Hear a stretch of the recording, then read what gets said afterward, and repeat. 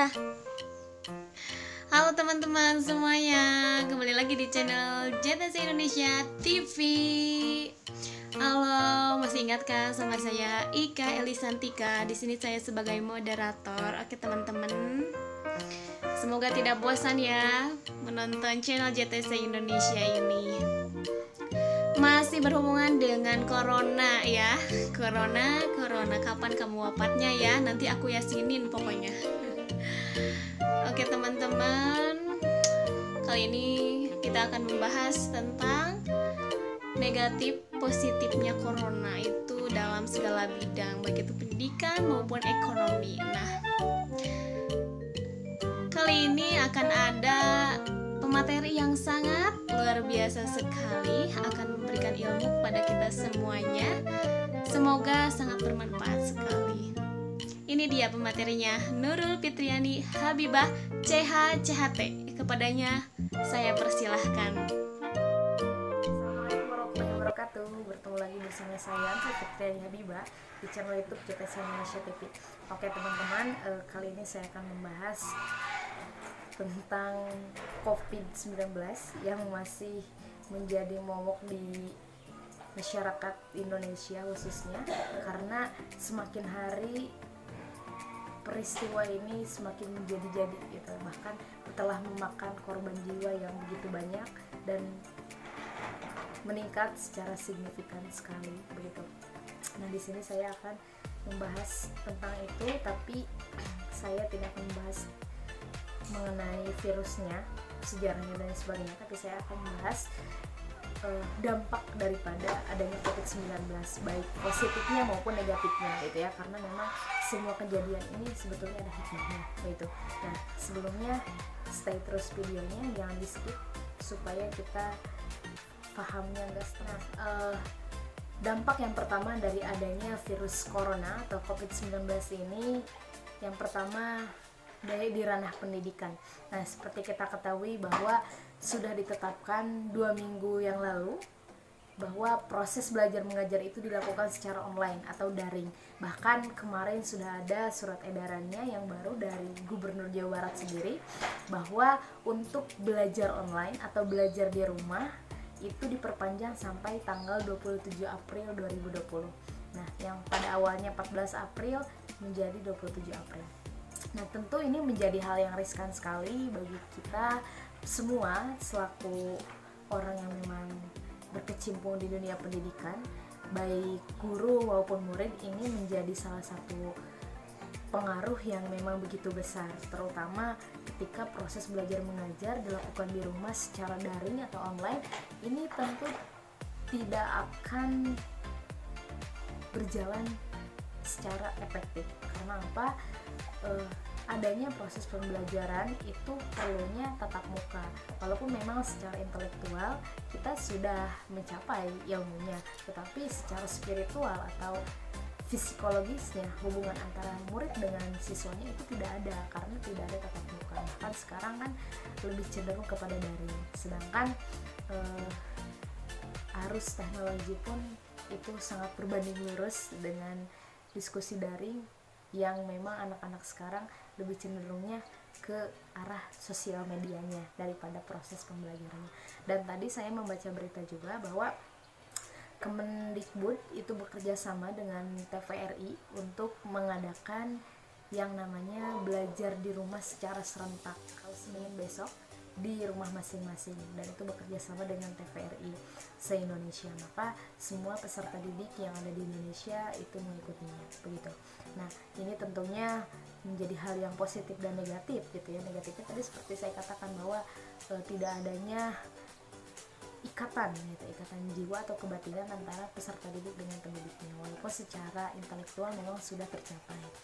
Adapun manfaatnya, kita bisa memanfaatkan teknologi yang memang sekarang kita sedang berada di era 4.0, karena industri teknologi itu memang perlu sekali.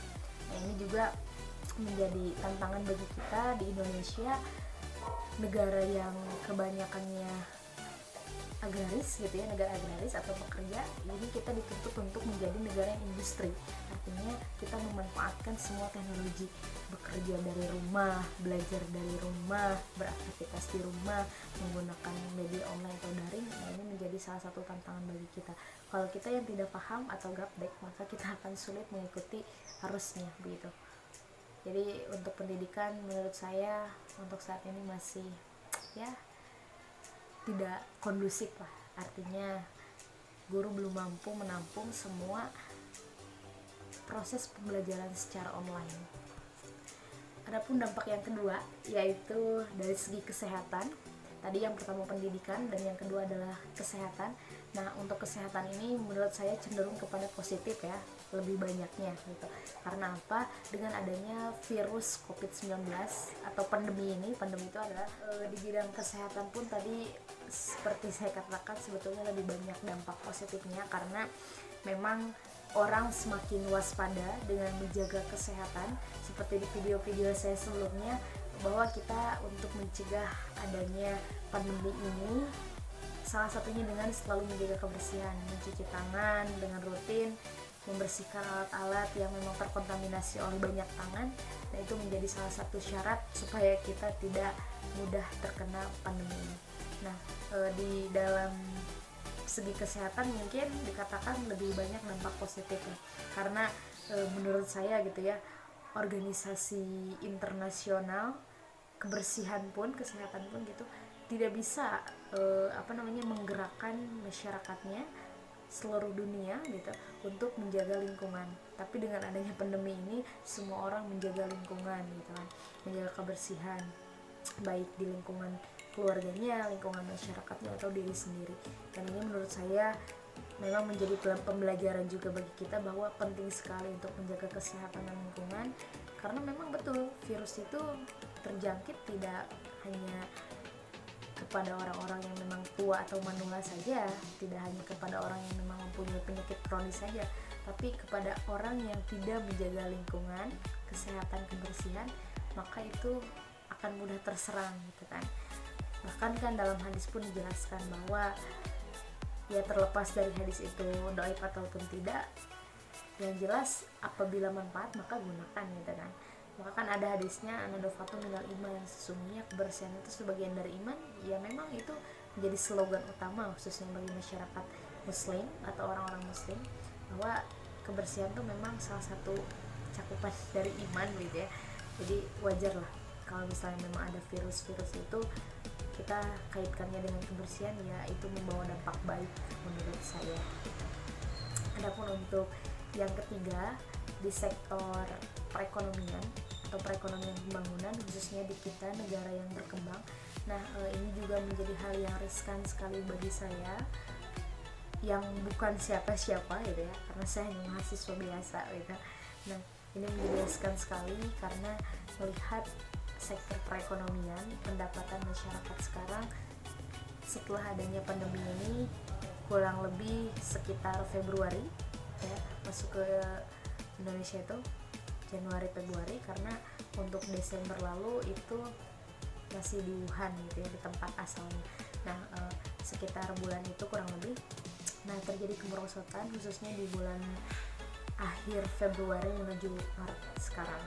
Terjadi kemerosotan pendapatan baik pelaku pengusaha atau pekerja pabrik, pekerja jasa, terus juga tenaga pendidik, pelaku usaha kecil, mikro maupun makro, itu menjadi salah satu hambatan juga. Maka ini penting sekali untuk pemerintah menindaklanjuti terkait perekonomian. Dan saya juga kemarin baca beritanya bahwa pemerintah kita mengadakan atau menyediakan dana yang begitu besar untuk menurunkan bantuan-bantuannya kepada masyarakat, dan itu tercantum secara jelas sekali. Namun saya tidak akan membacakan beritanya karena itu penting sekali. Nah, yang pasti untuk dampak terhadap ekonomi itu lebih kepada perosotan menurut saya, karena memang melihat di Ciamis pun sektor perekonomian itu setelah adanya pandemi ini memang sangat, untuk Desember lalu itu masih di Wuhan gitu ya, di tempat asalnya. Nah sekitar bulan itu kurang lebih, nah terjadi kemerosotan khususnya di bulan akhir Februari menuju Maret sekarang. Terjadi kemerosotan pendapatan baik pelaku pengusaha atau pekerja pabrik, pekerja jasa, terus juga tenaga pendidik, pelaku usaha kecil, mikro maupun makro. Itu menjadi salah satu hambatan juga.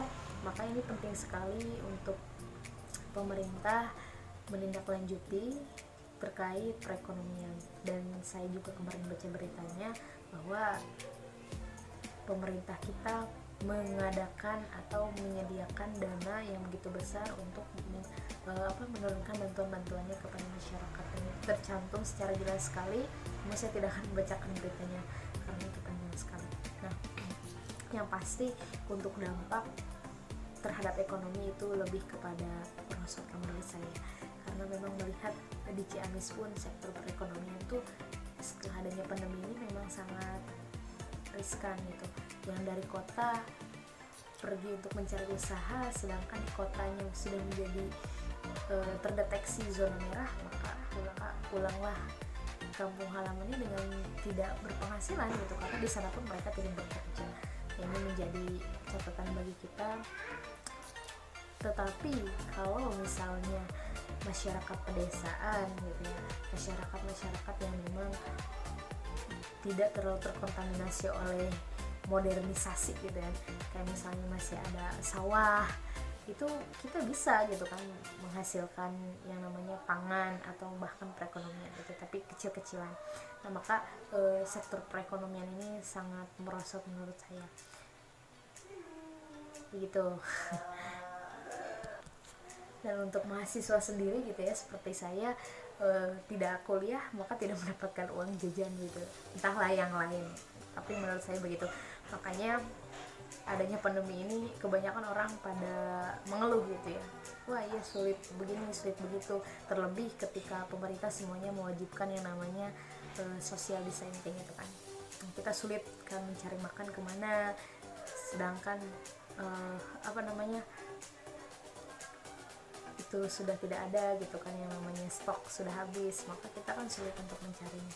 Itu adapun dampak pandemi ini selain daripada tadi bidang kesehatan, pendidikan, juga ekonomi, pembangunan, ada dampak di politik gitu ya. Ada beberapa orang atau beberapa aktivis, jurnalis, juga para pegiat yang lainnya yang memang mengait-ngaitkan hal ini dengan politik. Ada beberapa yang saya simak juga di dalam berita bahwa pemerintah melakukan ini ya, kesempatan dalam kesempitan gitu ya. Kalau misalnya saya perhatikan gitu, ketika kemarin kan sedang dihebohkan gitu kan, dunia pemerintahan dihebohkan dengan adanya pernyataan dari Menteri Hak Asasi Manusia dan Hukum gitu ya, Yasona Lawli, yang mengatakan bahwa akan membebaskan napi korupsi gitu kan, karena adanya pandemi ini. Nah, ada beberapa kalangan aktivis jurnalis yang memang mengkritik pedas tentang itu, dan saya salut sekali gitu ya kepada Mbak Nana atau Mbak Najwa Shihab, pas saya luar biasa sekali. Nah, itu mengkritik bahwa untuk apa gitu kan dibebaskan. Nah, ini menjadi problematika baru di kalangan para aktivis jurnalis, bahwa kita perlu adanya bukti yang konkret atau bukti yang nyata, otentik, untuk membuktikan bahwa perlu atau tidak gitu membebaskan napi korupsi. Kalaupun membebaskan napi-napi yang bukan korupsi, boleh saja gitu, melihat dari berbagai data kan lapas yang kita miliki di Indonesia tidak berbanding lurus dengan para napi yang ada di Indonesia gitu kan. Itu bahkan 200% bahkan lebih gitu ya, kapasitasnya tidak mencukupi. Nah, maka untuk membebaskannya, kalau bukan napi korupsi ya silahkan saja gitu, tapi kalau napi korupsi kenapa gitu kan. Ternyata ada juga setelah itu ada pernyataan yang dikeluarkan langsung ketika press conference oleh Presiden Republik Indonesia Bapak Joko Widodo, mengatakan bahwa tidak ada yang namanya pembebasan napi korupsi. Jadi kita membebaskan napi yang bukan korupsi. Maka di sana clear gitu ya, atau selesai, tidak ada lagi guncangan sana sini gitu ya. Karena memang di negara-negara lain salah satu upaya untuk mencegah penyebaran mata rantai adanya pandemi ini dengan membebaskan para napi gitu. Tapi semuanya sudah clear gitu ya. Jadi di ranah politik sudahlah gitu, jangan diperbahas lagi. Nah, selanjutnya di sosial humaniora gitu ya. Nah, ini yang memang menjadi fokus saya ketika melihat adanya pandemi ini. Saya katakan corona mempererat hubungan keluarga, begitu kira-kira ini, betul ya? Karena dengan adanya pandemi ini kan yang tadi kayak saya katakan, orang yang di keluar kota berusaha mencari rezeki gitu kan, ketika ada pandemi ini pulang, dan kita siswa belajar di rumah, orang tua kita bekerja di rumah. Nah, itu menjadikan sebuah keluarga yang memang quality time-nya lebih banyak gitu ya, dan itu mengeratkan sebuah pengikat keluarga. Karena memang ya begitulah gitu kan, namanya kita kan social distancing, tidak boleh kemana-mana selama 14 hari gitu ya, begitu. Jadi mempererat hubungan keluarga, dan itu baik menurut saya sosial. Tapi untuk masyarakat sendiri, nah kita selaku masyarakat menyikapinya harus dengan berbagai sudut, dengan berbagai perspektif. Jangan kita menyikapi satu sisi saja gitu. Dan ini menjadi polemik juga kemarin, isu yang baru adanya stigmatisasi yang terjadi di beberapa masyarakat, di beberapa kota dan wilayah, adanya stigmatisasi terkait virus pandemi. WHO mengatakan stigma lebih berbahaya daripada virus itu sendiri. Nah, kenapa begitu? Karena sekarang sudah banyak muncul stigma di masyarakat yang mengatakan bahwa virus itu dibawa oleh orangnya, begitu loh. Nah, stigma itu dilakukan atau dikeluarkan oleh beberapa orang yang memang kurang teredukasi melalui media, mungkin ya, kurang adanya edukasi terkait pandemi ini.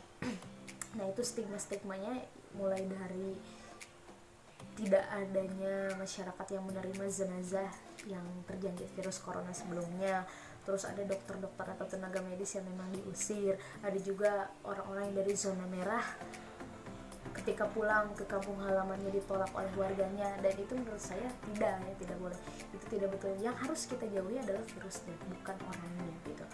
Harus virusnya, bukan orangnya. Karena ya boleh jaga jarak, harus, tetapi untuk mengstigma seseorang itu tidak boleh. Kalau misalnya kita menstigma tenaga medis ketika kita sakit, siapa yang akan merawat kita? Mereka gitu kan. Nah, maka stigma itu sangat tidak boleh gitu, tidak boleh ada di kita, khususnya di Ciamis. Jangan ada stigma seperti itu. Kita jauhi virusnya, jangan jauhi orangnya. Ketika kita melihat orang yang dari zona merah, itu ada pembawa virusnya, kita tidak boleh seperti itu. Kita harus memandang dengan dua mata, jangan sebelah mata gitu ya. Artinya begini, nah bercanda lah teman-teman.